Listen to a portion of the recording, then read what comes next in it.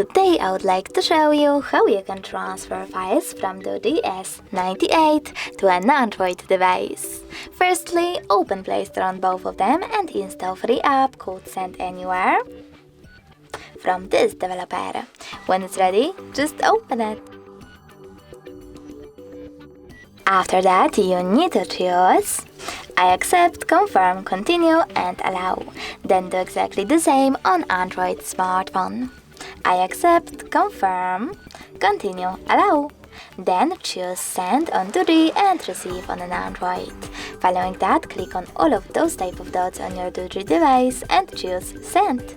This way you will choose all of them and then transfer them later on. It will take a long time to do it now, so I'll go with only one photo. Choose Send and tap on Got It. Over here on an Android, choose No Thanks and close this window. Finally, we have two ways to connect. We can scan this QR code using this scanning icon on an Android, selecting while using the app or only this time and pointing this device's camera at the QR code. But we can always input this key over here instead. We have a lot of time to do it. And then tap on Receive button. Now as you can see, after a while my picture was successfully sent. Thanks so much for watching. If you enjoyed this video, leave a like, comment and don't forget to subscribe. Bye!